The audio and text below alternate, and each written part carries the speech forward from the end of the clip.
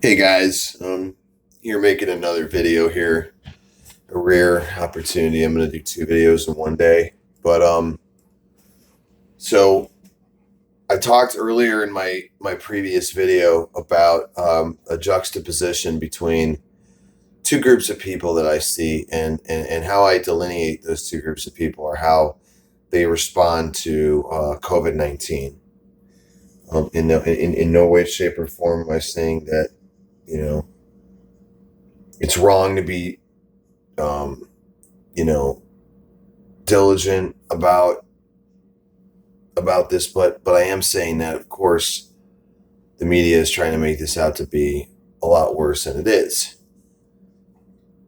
Um, and the implications and possibilities of there being a nefarious plot to implement a mandatory vaccine is very likely. And I don't think that many people on this channel or many of my subscribers are stupid people. I think most of you guys are pretty smart. And so I'm probably speaking to kindred spirits when I talk about these things. So if you're a mainstream zombie, I suggest you probably tune out of my channel, because you're not going to be very um, you're not going to like what I have to say. So here we go.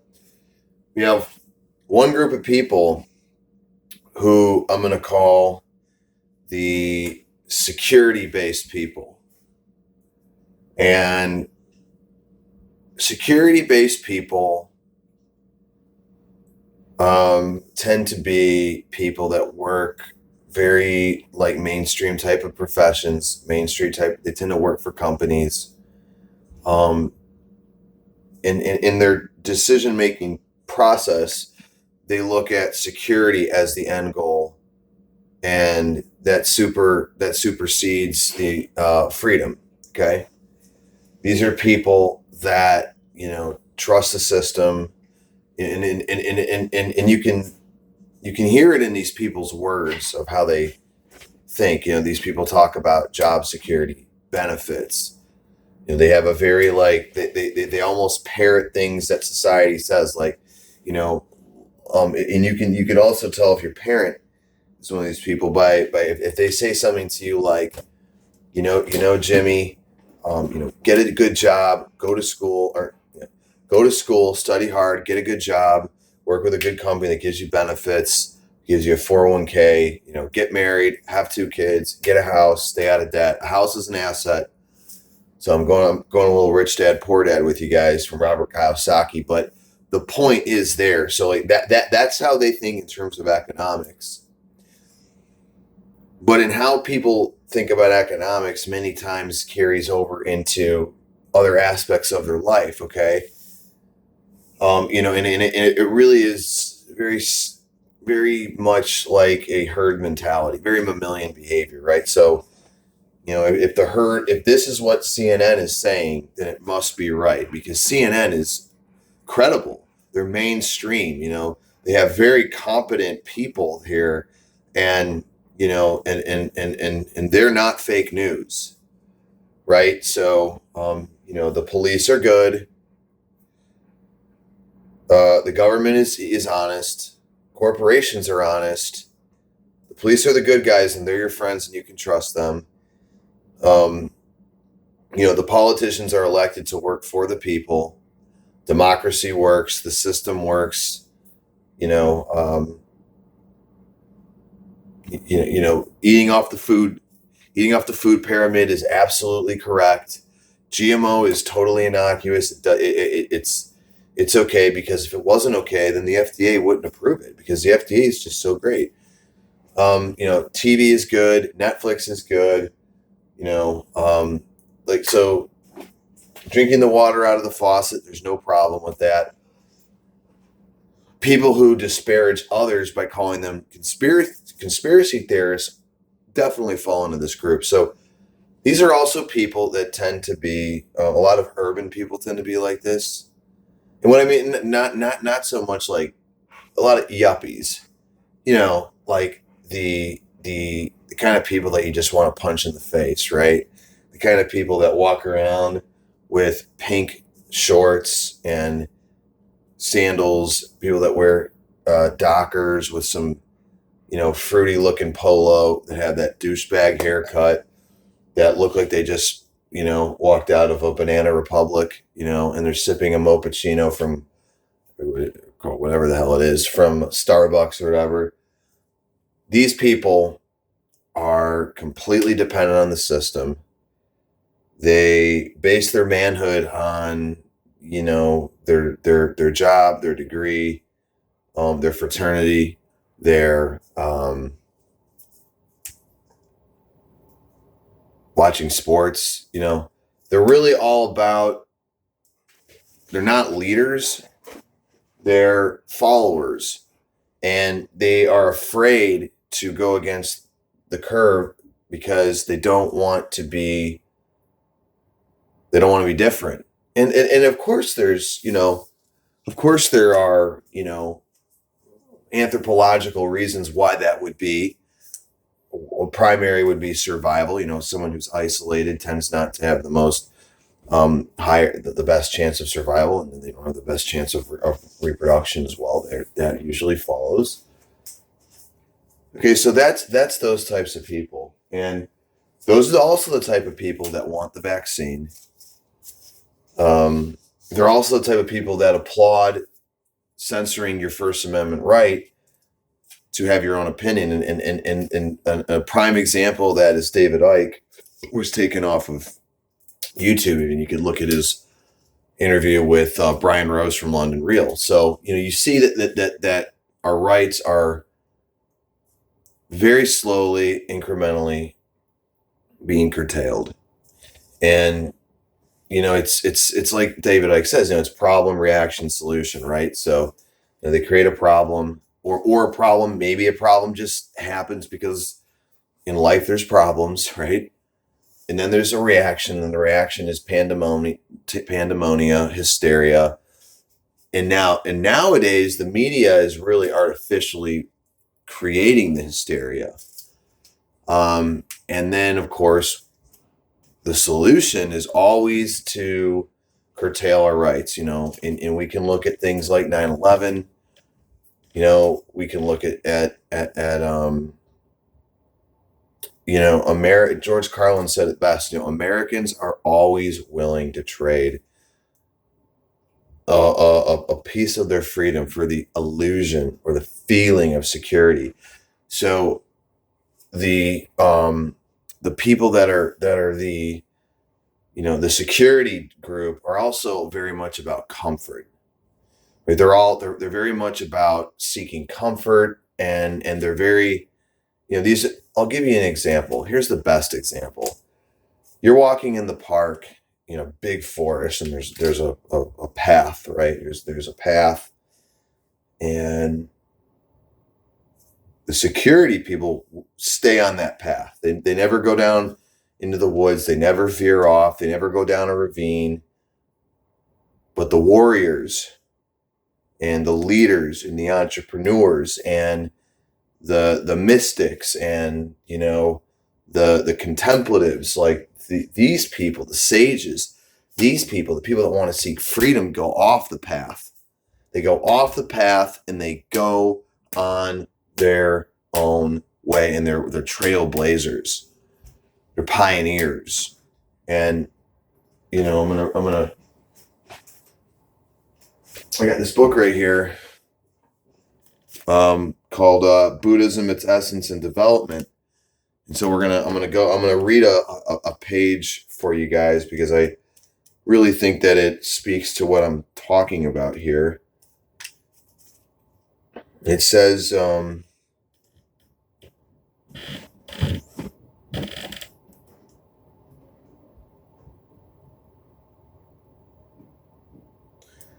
in order to understand this better, we must realize that religion can exist either in an institutionalized or in a highly individualistic form. In an institutionalized religion, religious doctrine and practice is rarely in conflict with ordinary social morality. The more individualistic mystics, on the other hand, see no real reason why religion and morality should be necessarily tied together.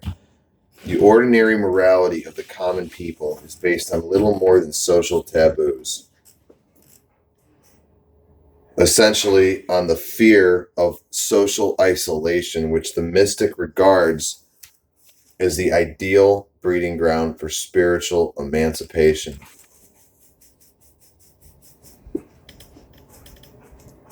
Okay, so what does it say here? It says that the ordinary morality of the common people is based on little more than social taboos, essentially on the fear of social isolation.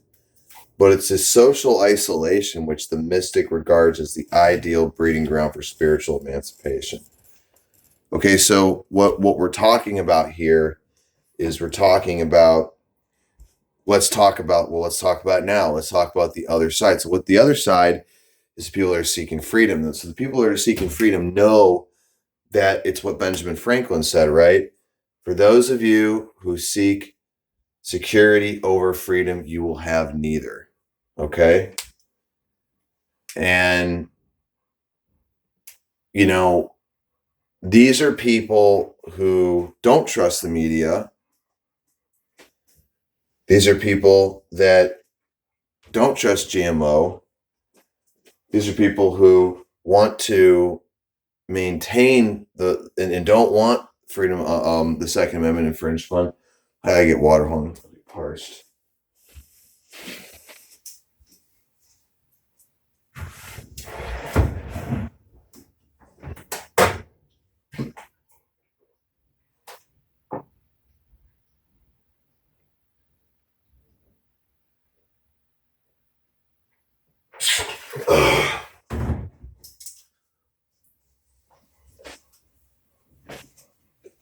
Oh man.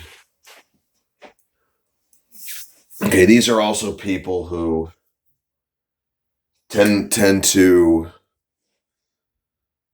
want to learn skills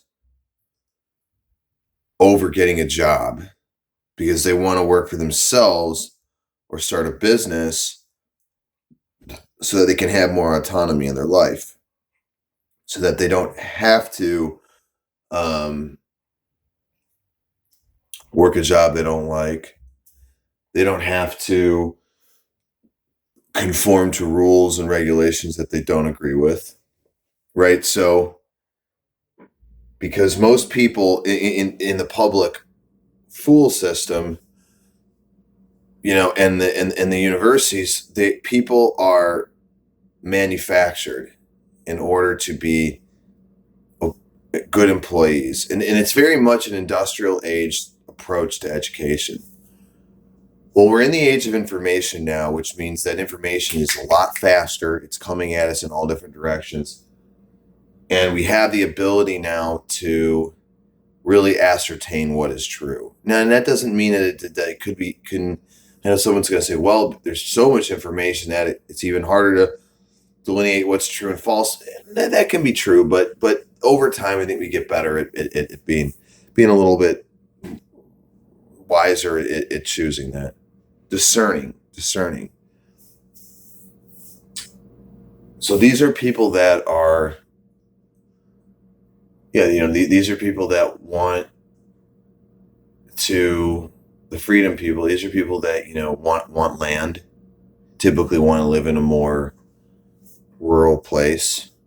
And that's not to say that they don't maybe want to go to the city too sometimes, but they understand the importance of land and what land can do for you. And as men, it's important that we all realize what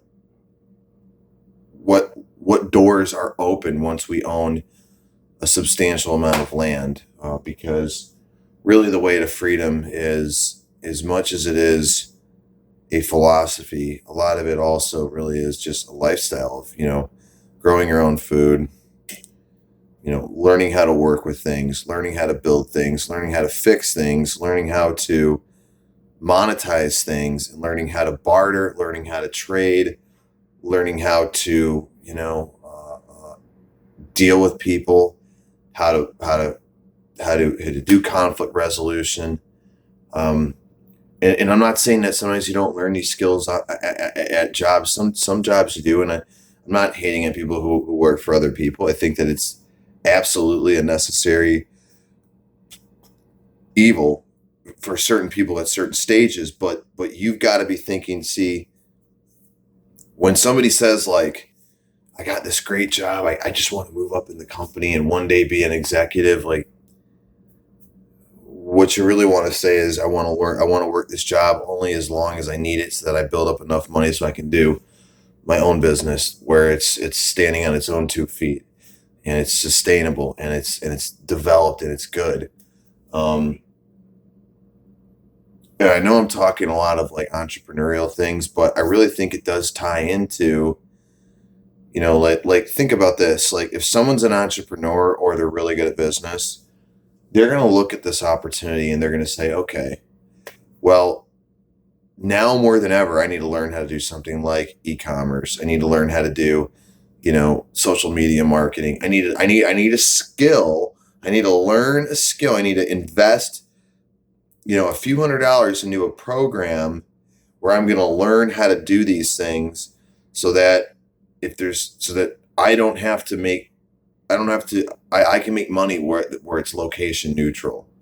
I don't have to physically show up at a brick and mortar, at an office, at the client's house. I can do this from the comfort of my own home, and I can remain profitable, and I can support myself and my family or whatever.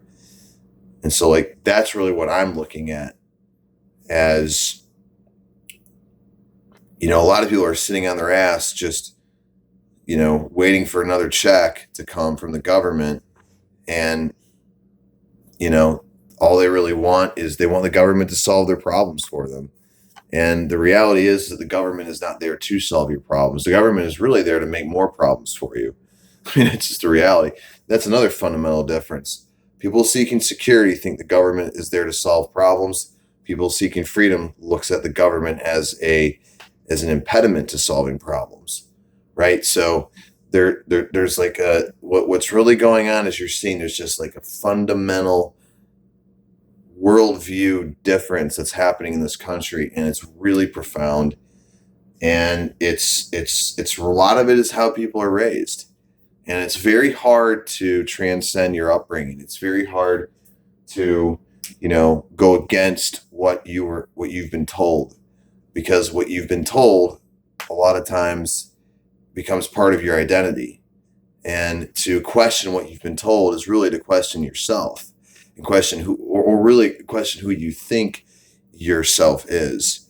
So this is really, I think, a great opportunity for people to use this as a starting point to reinventing themselves, and to, like, just because it hurts doesn't mean it's not true. And I think we have to really all look at, our society's been fucked up for a long time for many different reasons, and we've been distracted by by sports and the alcohol and smoking pot and social media and whatever other bullshit, pop culture shit. It's inherently there to distract us so that we don't really focus on the things that are important, and that's really what my message is here, is that don't look at this as, oh, I can't go to the bar. Oh, I can't go to the club. I can't go to the mall. Like, what kind of people are attracted to that shit anyways? I mean, all that is vanity, conspicuous consumption, and just status seeking behavior. And, as a red pill person, we know if you guys really truly, like, and this isn't really for MGTOW, this is more red pill. Like, if you guys want to just be a badass and go out and get laid or whatever, or start a business. I mean, it really is about, your health, it's about your money, and it's about, and then with those comes status, but you're not going to get that going out to the club. You're just wasting time, wasting money, and fucking up your sleep schedule, which is fucking up your health. So I only see that because a lot of my audience is into that stuff. So, but I'm going to get rolling, and I hope you guys enjoy this video. Thanks.